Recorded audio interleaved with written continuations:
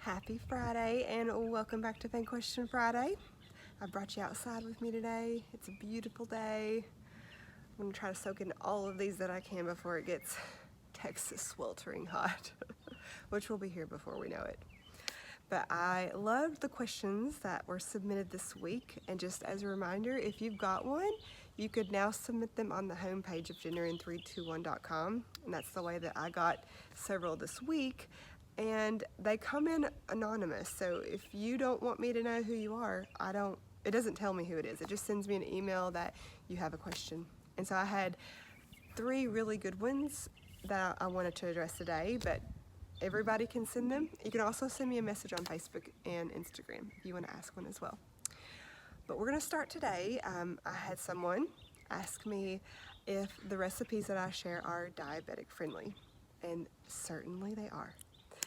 I work really hard to provide you guys with the most approximate, close, perfect nutrition information for each recipe. So on the website, when you see the recipe below it, you're going to see the nutrition information.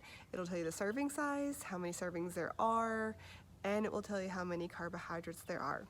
So for adults, you're given, or you might have been taught, a certain amount of carbohydrates that you need to have at each meal. So I give a wide variety of different types of foods. I have some entrees that are 15 grams of carbs per serving, and then I have some that are 50 grams per serving. So take what number that you're supposed to have with diabetes management. If the serving that you're going to eat is within that range, then have it. You're good to go. If it's less than that, then you may want to incorporate a side dish with it that would bring it up to your carb amount. Or if it's too high, then you might want to consider changing up a few of the ingredients. So maybe if I've used a pasta in there, you might use maybe chickpea or edamame pasta instead. If I've used potatoes, you could use cauliflower instead. If I use gnocchi, you can use cauliflower gnocchi. So there's lots of different things that you can do to adjust it. You might even just say, yep, that serving is too high. I'm just going to eat a little bit less of it. I want the regular food. I'm just going to eat a little bit less of it so it meets my guideline. So overall, most of them are going to hit within the diabetic guidelines for everyone without making too much of an adjustment. But like I said, I've got people asking for low carb, keto, paleo, whole 30, a little bit of everything. My mission every week, really, when I give you guys recipes, is I try to do either 3 different types of meats or 2 meats and a meatless option. I don't do too much meatless ones, honestly, because I don't get requests for them very much, and when I do post them, they don't have quite as much popularity because not as many people are doing a meatless diet that follow Genderin 321 right now. So if you got requests and I see that there's a demand for it as well, I'm going to integrate more of them, so you can always let me know. But just, you may want to gain an understanding of what, how many carbs you can have. I give you the amount of carbs per serving so that you know it, and you can make adjustments that it'll fit your diabetic carbohydrate needs. Next question, the follower said that their child was on the verge of type 2 diabetes and wanted to know if these recipes were good as well. They were in search of some quick on-the-go recipes. That's something to that effect. So I don't actually provide the time of which it takes to make my recipes. I can tell you most of the time they're pretty quick recipes. I really try to limit the number of ingredients. I don't want it to be super consuming of a lot of things you're gonna have to measure, so that's gonna be a time saver. And then I also try not to have ingredients that are foreign either, like foreign in terms of something you've never heard of before. If it's something I really feel like I could expose you to it and you're really gonna like it and you're really gonna use it in lots of recipes, then I'll do that. But I'm not gonna, I used mascarpone once in a recipe, and I think I had 20 people ask me what that was, and then their stores didn't have it. So not that I won't ever use it, but I won't do things like that very often because, people don't want to make them if they can't get the things they need for it. So answer to whether or not they're quick and easy, most of these are as well. Now, with children though, that's not something we've really talked about on Dinner in 321 on Fan Question Friday either.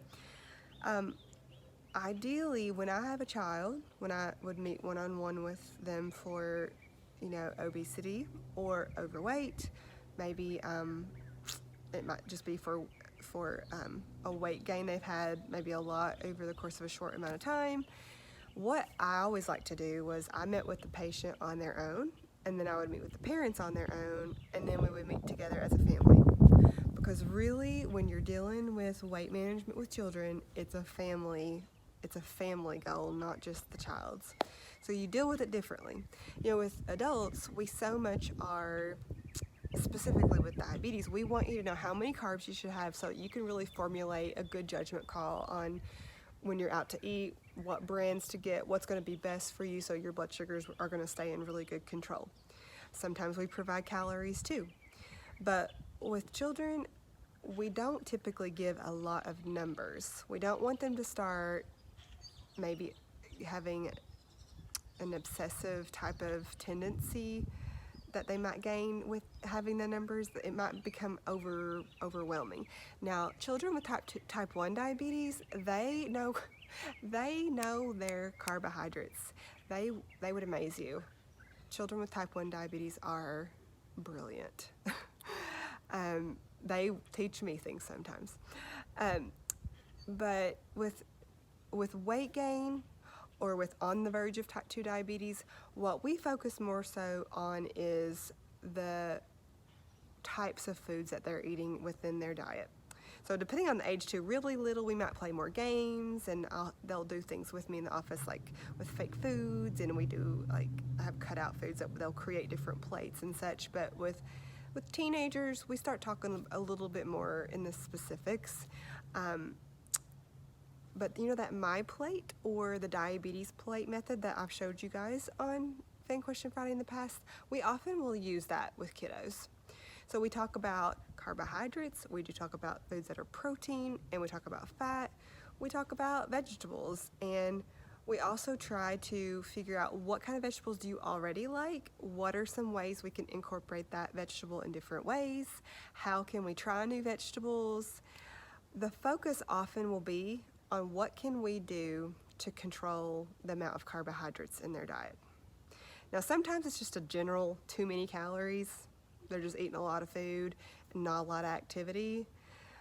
But a lot of times as well, and this is just from experience that I've had with many kiddos, it's that their diet is just too heavy in foods that are rich in carbohydrates. Examples of things that they may eat a lot of cereal, pastries, chips, crackers, mac and cheese, ramen, convenience fast foods. When families get busy, sometimes it's eat what you get when you get it, take it to your room. They might play their video games or their devices, and that is why when I say we talk with the kids by themselves and the parents by themselves, because there are issues we have to deal with in different ways with each one. With parents as well, it's not uncommon that one parent will be really into making the changes and trying to be really... Where's your watch?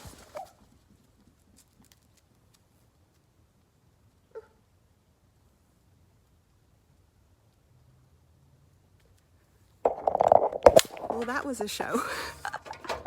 We're going to finish this over here. With the sunlight came the wasps. Anyways, it would be really common for one parent to be on board, maybe a lot more in the beginning, and then the other one will bring home the food that the child really likes and has missed. So what we try to work on is still integrating the foods that the child really likes, because we don't want foods to be bad foods versus good foods. We want foods to be, these are foods we have every day, these are foods that we have occasionally, and these are the foods we have less often. Sometimes we use that go, green, slow, whoa, red, go, slow, whoa. We use that sometimes as the metaphor to kind of help with, these are the foods we cannot have but a few times a week. these are more than that, and these are foods we need every day. So we'll do that sometimes. But it's truly a counseling session within the whole family so that everyone is on board. And we're trying to fight having type 2 diabetes with them and help them to grow into their weight. We're not talking about losing weight. We're not talking about, well, how many calories, we're talking about, well, did you have, have you had any fruit today? Let's try a vegetable with dinner tonight. Let's try a couple bites of it. It's creating small habits and building them within, and it doesn't happen overnight.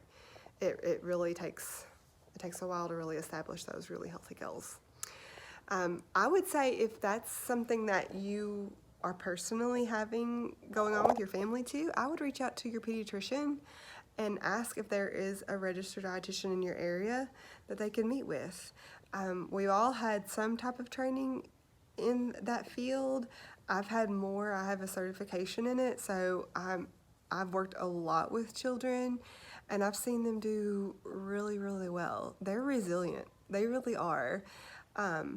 So finding out what the child's goals are and the parents' goals are and the pediatricians, everybody's on a team, and having follow-ups to see how things are going. I followed up with kids for years because it's, like I said, they're growing into the weight, and we're going to try to slow that curve down instead of it going up. That was a really good question, and if you've got more questions with children too, send them my way. Sorry for that little wasp blip in there. I am so afraid of bugs that sting. I'm not gonna lie. I had this in a pedestal too, and it's on the floor, on the ground. I hope you have a great week, and I'll see you again next week.